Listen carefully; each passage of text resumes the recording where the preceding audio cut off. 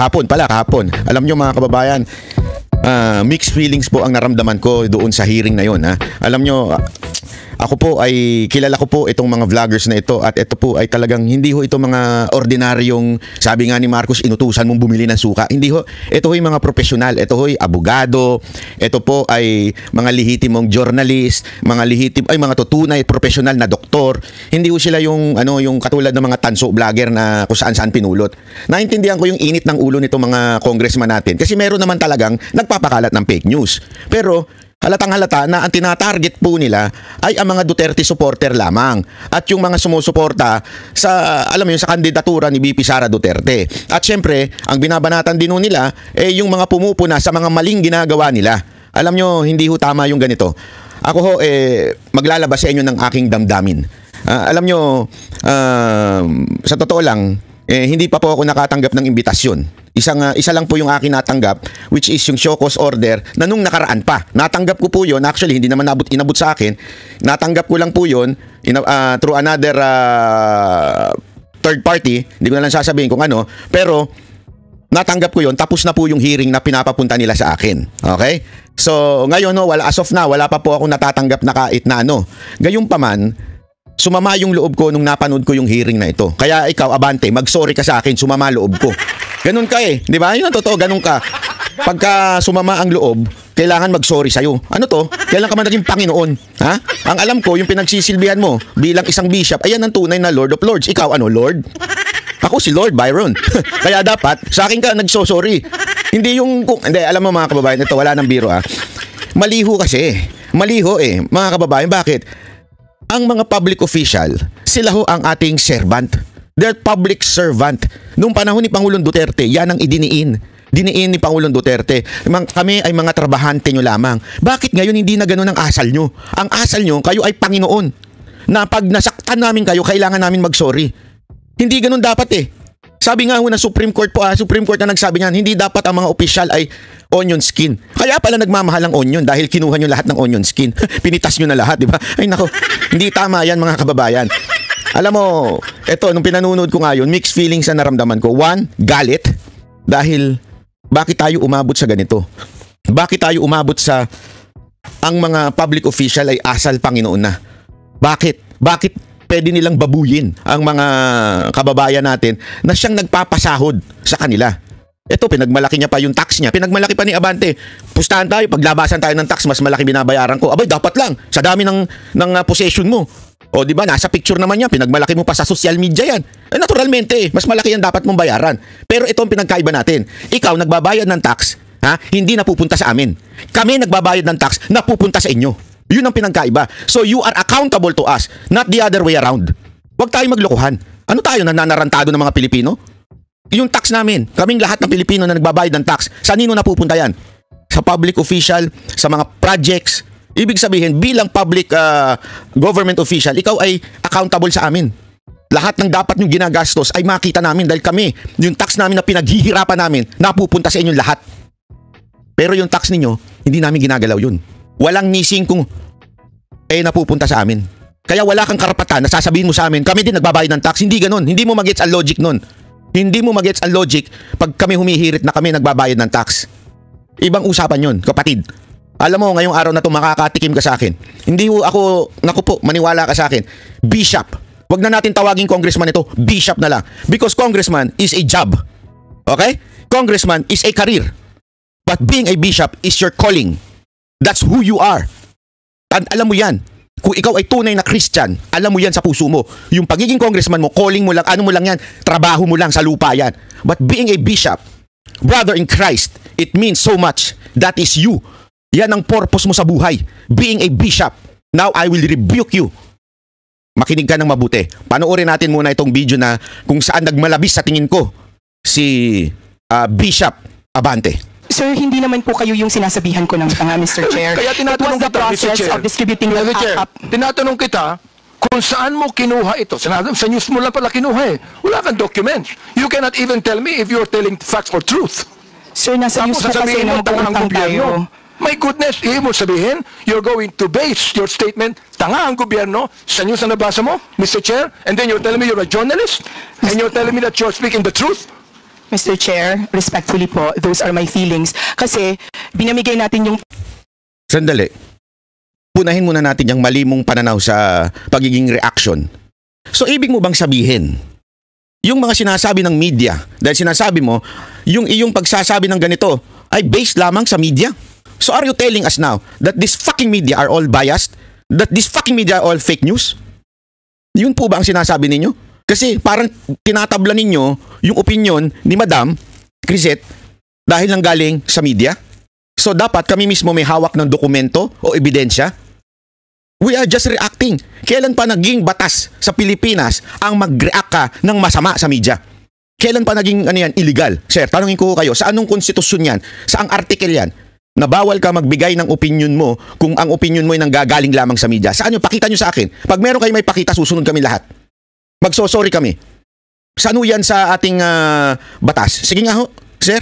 Again hindi ho siya nagbibigay ng news. Si Ma'am Crisette, she's not giving news. She's just giving her opinion doon sa news na lumabas. And that is not wrong. Opinion will never go wrong. Dahil opinion nga niya yun eh. Ngayon, kung sa tingin mo mali sa'yo, tama kay Crisette, wala ka magagawa doon. Opinion niya yun eh. Huwag mong pakialaman. Huwag mong sakalin ng kanyang opinion. As a matter of fact, it is protected by our Constitution, Bill of Rights. Pwede kang maglabas ng hinaing mo, freedom of speech, as long as you are not, yung opinion mo ay hindi libelous o kaya nagde-defame ng tao.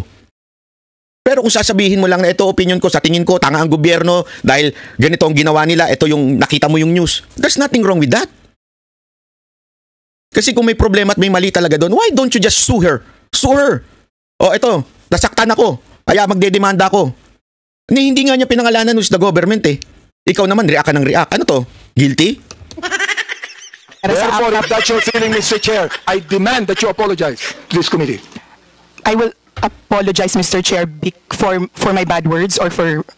I apologize for my bad words, sir. I apologize for saying the word tanga in my post. Ha? Yung audience niya, mga tanga eh. Yun ang pinapalagay mo. Hindi ang gobyerno. Yung audience mo, mga tanga, kaya papaniwalaan nila ang sinasabi mo sapagkat yung audience mo mismo ang hindi nakakaintindi. If you do not apologize right now, you listen. Yes, Your Honor. Grabe to. You listen. Tirik na tirik ang mata. Sir, ako, pagtapos ng vlog ko, I will demand you apologize. Ginanito mo yung mga vloggers dahil nasaktan ka? Onion skin ka? Ano to? Supreme Court na nagsabi niyan, hindi dapat kayo onion skin. Tapos ganyan kayo? I demand for your apology. If they don't apologize, iko-contempt nyo? Anong klase kayo, sir? Sa totoo lang, anong klase kayo? Diktador ang ganyang klaseng pananaw. Puwersahan na mag-sorry. Mag-sorry ka, kung hindi, yari ka. Ganon? Alam mo, tanggalin mo yung contempt order nyo dyan. Sigurado ako hindi magsosorry itong mga to. You know why? Walang masama sa ginawa nila. Walang masama ho sa ginawa nitong mga vloggers na ito. If you do not apologize, I am going to make a motion to hold you in contempt. I apologize, sir. And tulad nga po ng sabi ko kanina, sa susunod... So ito mga kababayan ng isang patunay na kung bakit tinatawag kayong mga diktador. Imagine, you will force someone to apologize. Saan ka nakakita ng apology ay puwersahan? Matalino kayo, sir eh. Bishop kayo eh. Sigurado ako kung naging bishop kayo, nag-theology kayo eh. Saan kayo nakakita na puwersahan mong i-apologize? Ang Panginoon nga hindi puwersahan magpa-apologize eh. Tandaan mo ang Panginoong Hesus hindi niya pinipuwersa ang tao na mag-apologize. You know why? You know the principle kung bakit may snake o merong serpent doon sa kay Adam and Eve? Alam mo kung bakit may serpent? Hindi nyo ba maisip mga kababayan? Ikaw, bibigyan kita, bishop ka, you understand this. Bibigyan kita ng isang napakalupit na pangaral. Alam mo kung bakit may serpent doon? Tanong ko yan yung bata ko eh. Bakit kasi? 'Di ba? Bakit kasi kailangan na merong serpent doon na kung saan maaaring magkasala si Adan and Eva? Kasi tandaan niyo, doon sa ni Adam and Eva, sandali. Doon po sa Garden of Eden, 'di ba? Meron pong serpent na nilagay ang hindi inayaan ng Panginoon na naandoon. Alam mo kung bakit? Kasi tandaan mo, dahil sa pagkakasala ng tao, nahiwalay siya sa Diyos. Dahil sa pagkakasala ng tao, kailangan magtrabaho ni Adan. Dahil sa pagkakasala ng tao, kailangan mag-labor ang isang babae. Antindi ng consequence ng kasalanan na yon. Bakit nilagay ng Diyos yung ahas dun? Yung serpent dun? Bakit? You know why?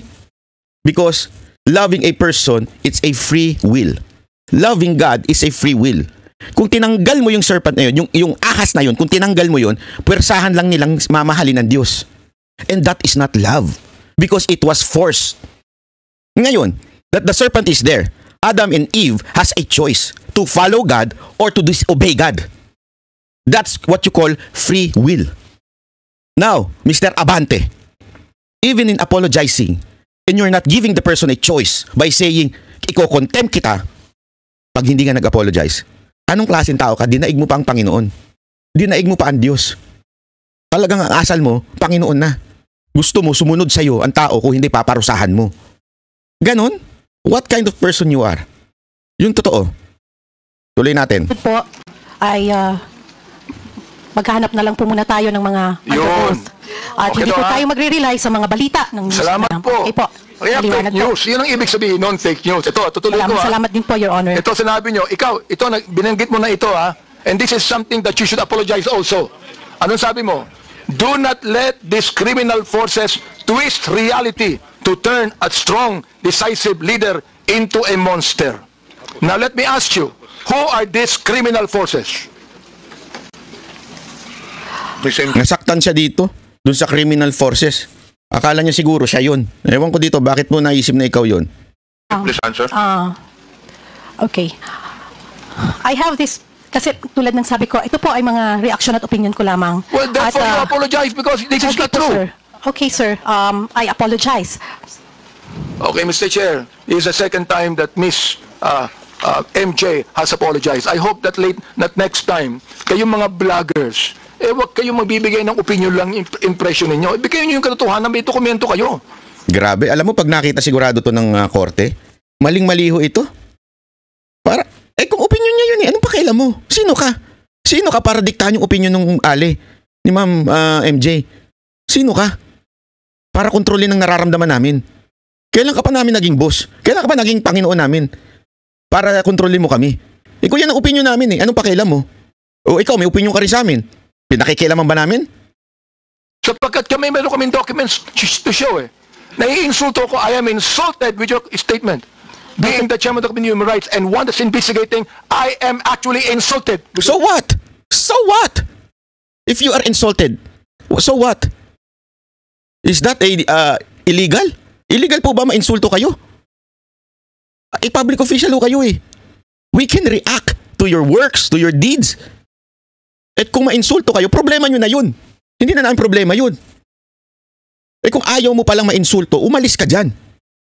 Public official ka Nakalimutan mo? Di ba? Every authority emanates from the people. Nasa konstitusyon natin yan. Sa amin ang gagaling ang kapangyarihan ninyo. Hindi sa inyo. Ang kapal din ng mukha ninyo, sir Sa totoo lang, ang kapal din ng mukha ninyo. Statement. Again, my apology, sir, and noted po sa mga suggestions po ninyo. At gusto ko lang din pong sabihin na yung pong post has nothing to do with you. It has nothing to do with, pasensya na po. Well, Mr. Chair, maraming salamat, no? Yung binabanggit mong nothing to do with me, pero yung tinawag mong criminal forces, kasama kami dun ikaw naman, mag-isip naman kayo. Ang hirap nito, Mr. Chair, itong mga vloggers na iba, ito ang mga tanga So, tatanga-tanga ang gobyerno. Mag-isip kayo. Hindi lang sumusulat kayo kung anong gusto nyo isulat dyan. You're telling us, yung criminal forces, gusto kong sabihin ngayon, Mr. Chair, publicly, ikaw ang tanga. Okay, Your Honor, pero... Okay, Your Honor. Grabe to. Mga kababayan, ako nagtatanong ho sa inyo. Ganito bang leader ang gusto ninyo? Ganito bang leader? Kung kami man ako wala ako sinasabi, pero kung sila man, itong mga vloggers ito, sinabihan kayong sa tingin namin, tanga kayo. Kunwari lang, assuming na sinabi talaga nila yan. I do not know. Hindi ko nababasa yung mga post nila. What's wrong with that, sir? Una-una, eto basahin ko lang sa'yo. Article 2, Section 1 ng Philippine Constitution. Eto Section 1. The Philippines is a democratic and republican state. Doon pa lang, sapul ka na, sir. Democratic. Pangalawa, sovereignty resides in the people and all government authority emanates from them. Doon pa lang nakakalimutan nyo ata ang kapangyarihan ninyo. Nanggagaling, sovereignty resides in the people. In the people, Article 2, Section 1. Kaya kung masabihin man namin na sa tingin namin ang tanga ng inyong mga desisyon sa buhay, ang tanga ng desisyon nyo pagdating sa pagtatrabaho, dahil you are our public servant, alalay namin kayo, alipin namin kayo. Yun ang tunay na description nyo. Hindi kayo ang boss namin. Nakalimutan mo ba yan, sir? Matalino ka, sir eh. Bishop ka eh. Bakit mo nakalimutan yan? Mr. Abante, bakit? Are you going to force us to respect you? Saan yan? Saang batas po yan? Saang batas po yan, sir? Cite to me laws na kailangan hindi kami magkomento ng masama sa inyo. Cite to me laws na hindi namin kayong pwedeng sabihan. Karapatan po namin. Again hindi ko po kayo sinabihan ng tanga. Assuming lang. Let's just assume. Kasi ako, sa tingin ko, matalino kayo eh. Bishop kayo eh. Nakapag-theology kayo eh. Ang hirap yan Pero bakit ganito ang reaction ninyo? Ako, ang feeling ko, more than the stupidity, sa tingin ko, kayo ay umaabuso sa kapangyarihan. And you are lording over us. That's not the case, sir. Hindi ho yun. Mali ho kayo doon. Bakit ho? Nasa konstitusyon natin yan. Public servant po kayo. Huwag mong kakalimutan yan. Job pa lang yan, sir. Eto, antayin mo. Pag-uusapan natin ang calling mo. Pero again, hindi ko po alam kung saan nyo po nakukuha yung idea nyo na kayo yung criminal forces. Hindi po. Hindi ko. Anyway, Ikaw again, ang I sumulat, apologize. Chair. Okay po, sir. Ikaw ang My sumulat apologies. Yes. Okay. My Sinulat apologies, mo sir. yun eh. Okay po, tanga po ako, sir.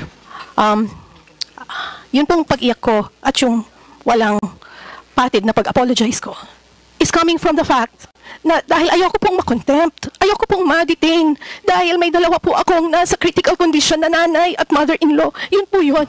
Pero sa mainstream media at social media ngayon, pinagtatawanan ako dahil nag-apologize ako at tinawag akong tanga. But I cannot forgive myself if I don't speak now and tell you the truth. I'm just really afraid na ma-detain at this time. At this time kasi may dalawa akong nasa critical condition na nakabedridden na nanay at mother-in-law na nasa late stage na anytime they die. I don't want to be detained and wala ako sa tabi. Ayun. Point taken, madam. Alam niyo mga kababayan, huwag niyo isipin na sila ay tumiklop. Hindi po sila tumiklop. They just did that kasi actually, naintindihan ko. Dahil alam ko na mayroon silang mga pamilya na binubuhay. Meron silang mga inaalagaan. Katulad ni MJ, ito po. Inaalagaan niya ho yung kanyang nanay. Naintindihan ko that they will do everything even to the point of being shamed by this public official dahil gusto lang nilang malaya na alagaan dahil ayaw nilang ma-contempt kasi ang kasunod niyan pag hindi sila umattend warrant na and they cannot afford to hide. Why? Because inaalagaan nila yung mga nanay nila and the others are professional lawyers, professional doctors, journalists.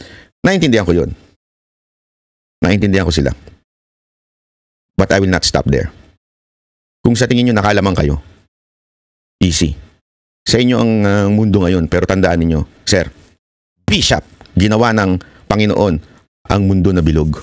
Hindi niyo ba naisip yun? Bakit sa tingin niyo ginawa ng Panginoon ang mundo na bilog? Ba't hindi na lang square? Kaya naman niyang gawing square yun, ba't niya ginawang bilog? Alam mo bakit? Nagsasabi na ang mundo ay bilog, iikot yan. May mga panahon na ikaw ay makakaramdam ng tagumpay, makakaramdam na ikaw ay nasa ibabaw, pero darating panahon na nasa ilalim ka din. As a matter of fact, this is the truth. Mr. Bishop, makinig ka. Makinig ka sa akin dahil dito mo lang maririnig yan. At hindi ako titiklop dahil lang sa pinatitiklop mo kami lahat. As a matter of fact, ginawa nyo yan para kumuha kayo ng soundbites at ilantaran sa mga social media at saka sa media na kami ay tumitiklop at walang paninindigan. Nagkakamali ka. Nagkakamali ka. Oo, yung mga yan, because they're professionals, they have to leave. Pero may mga tao pang papalag sa inyo. And ako po isa dun. Maniwala ka sa akin. Maniwala ka man sa hindi. Pinag-isipan ko na mabuti ito. And I will rebuke you because you are a bishop. You are a brother in Christ. Ito lang, kasimple. Mr. We have different denomination. We're both non-Catholics. I'm not saying we're perfect. We're not supposed to be perfect. Because if we're perfect, nasa langit ang tayong lahat ngayon. We're not perfect. We're saved by grace. We're sinners saved by grace. I understand that. I'm not perfect too. I have many flaws in my life. But I am just, quote-unquote, part of the congregation. But you are a bishop. You are a leader of a church. Meaning, much is expected from you. That's biblical. Basahan ko kayo ha. Baka akala ninyo nagbibiro ako dito ha. 1 Timothy chapter 3 verse 2. Para lang alam mo, bishop, papaalala ko lang sa'yo. A bishop then must be blameless. Hindi po ako nagsabi niyan. Ito po ay Biblia, God's breath. Ibig sabihin, inspired by God. Ibig sabihin, galing na ito mismo sa bibig ng Panginoon. A bishop then must be blameless. The husband of one wife, I don't know, siguro naman. Vigilant, sober, or good behavior. Given to hospitality and up to teach. Tanungin ko kayo, are you like that? Mga kababayan, kayo ang tanungin ko. Si Bishop Abante ba ay blameless, vigilant, sober, of good behavior? Sa ibang translation, King James po yan ha. Sa ibang translation po, ito ang sabi, 1 Timothy 3 verse 2. So a church leader, which is you're the leader of your church, must be a man whose life is above reproach. Antindi po nun. He must be faithful to his wife, I hope. He must exercise self-control. Look at your behavior, sir. Do you think you are pursuing self-control? Did you act as a self-controlled man? Live wisely and have a good reputation. Sir, ano reputasyon ninyo? Sige, tanong ko kayo, ano ang reputasyon ninyo bilang congressman? Kayo ang congressman na mayaman. Kayo ang congressman na maluho. Hindi ako nag-ganun yan ha. Kayo ang mismo nagpo-post ng mga property ninyo. He must enjoy having guests in his home and he must be able to teach. Yan ang church leader. Ngayon, I will point to you one of your sin. Ha? Ito. Matthew 5 verse 22. But I say, if you are even angry with someone, ito ha, if you are angry with someone, you are subject to judgment. If you call someone an idiot, sa Tagalog, tanga, you are in danger of being brought before the court. And if you curse someone, tulad na rin ng sinasabi mo na hindi naman mura, namo, you are in danger of fires of hell. Tanungin ko kayo, sir, did you call MJ tanga? Even if, sabihin ni Paduano, we strike that. Yes, you strike that in your court. You strike that in Congress. Pero nasabi mo na yan sa kapwa. Nasabi mo na yan.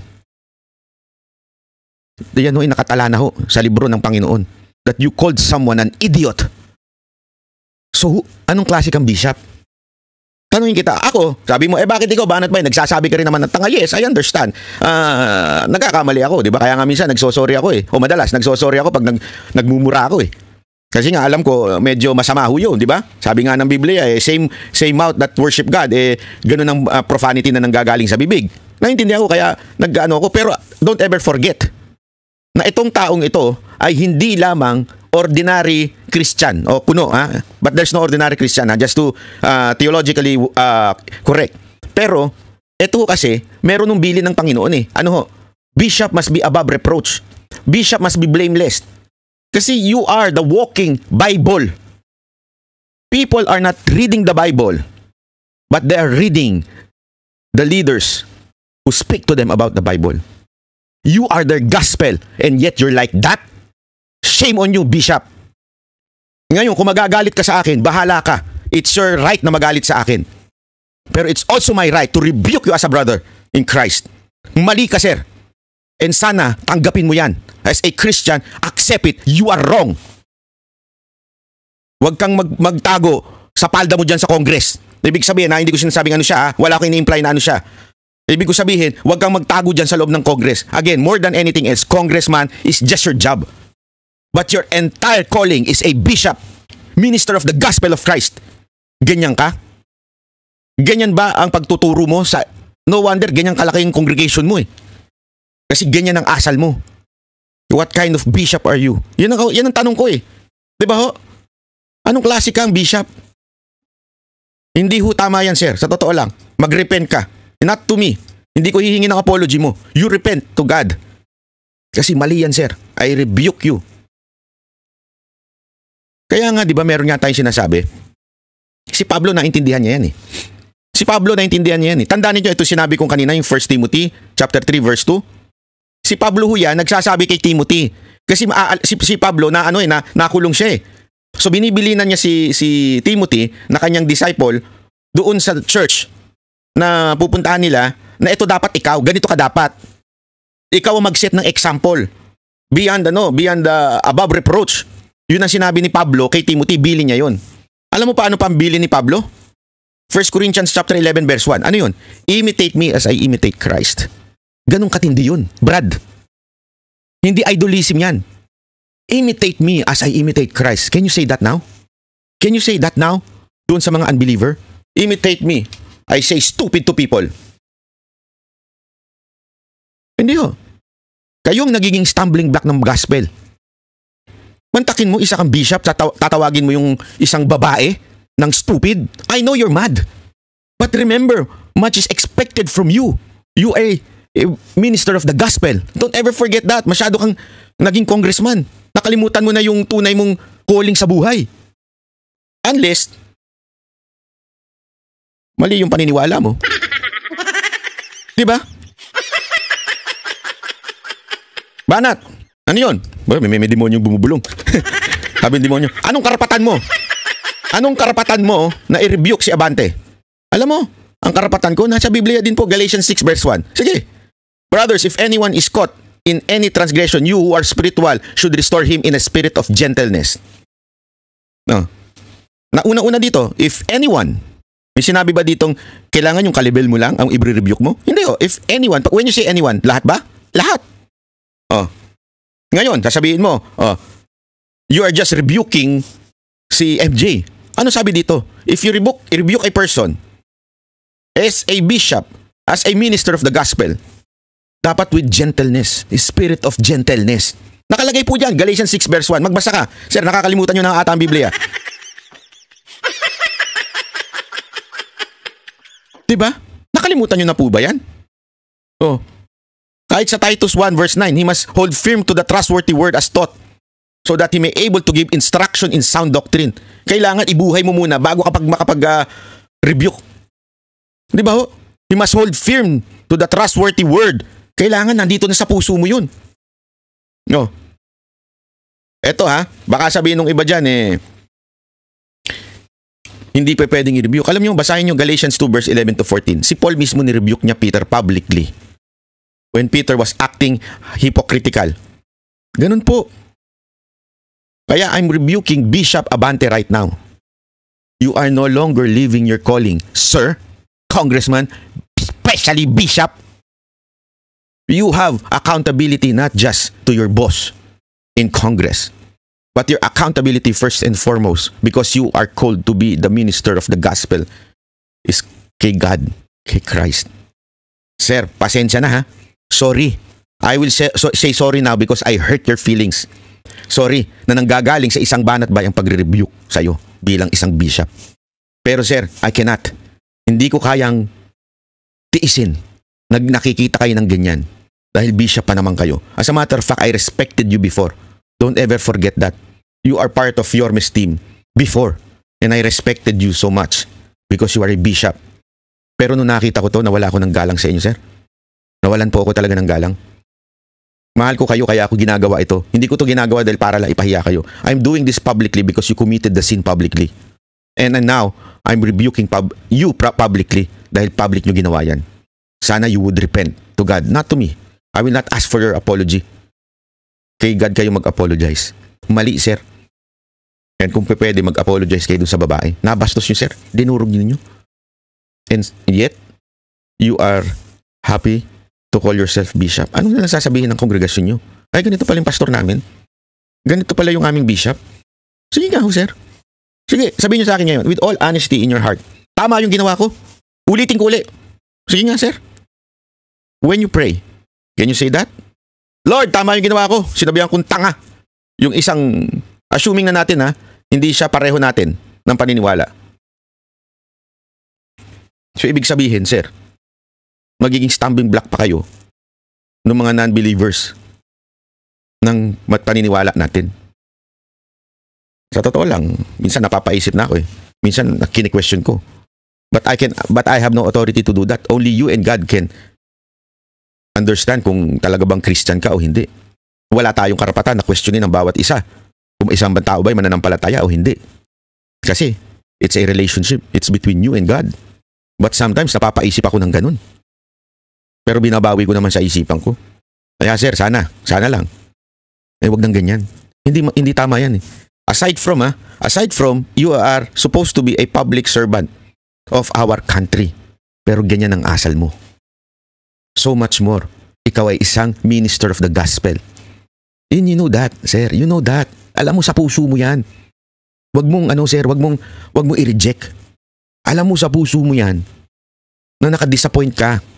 Mantakin mo, kababaeng tao, umiiyak na, tawagin mo pang tanga. Okay lang sir kung sasabihin nila, kayo rin naman tumatawag. Ako, hindi ko siya tinawag pero kayo rin naman. As far as I remember, I cannot recall. Okay, kung meron man kayo nakitang video, siguro, nakalimutan ko lang. Pero sa totoo lang, I cannot understand bakit ganun.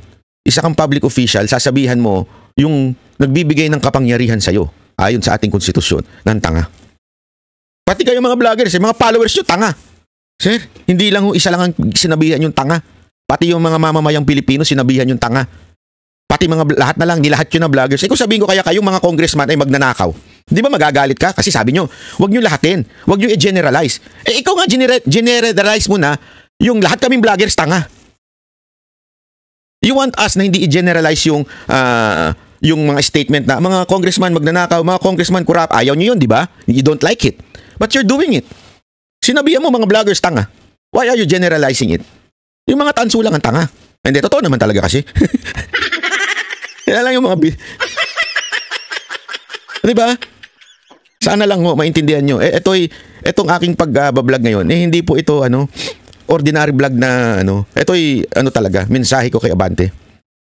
Sir, mali ho talaga yun. Ako, nasaktan ako para sa mga kasamahan ko dyan. Alam mo, kaya lang naman nagsorry ang mga yan dahil natatakot lang na i-contempt ninyo. Pero kung sa labas tayo nag-usap-usap, naku po, yung wala kayong kapangyarihan mag-contempt, naku po sir, hindi magsosorry yan, maniwala ka sa akin. Kilala ko yung mga yan, mga matatapang na tao yan. Nagkataon lang meron sila kasing binubuhay ng pamilya kaya hindi nila matiis na makontempt. Kaya sana sir, magbago ka na. You have more time to change. You have more time. And lastly, manalangin ka. You pray. You ask the Lord. With sincerity in your heart. You ask the Lord, tama ka ba o mali ka? Hindi ako magsasabi sa'yo. Hayaan mo ng Panginoon ang kumausap sa'yo. Okay? Maraming salamat Bishop Abante.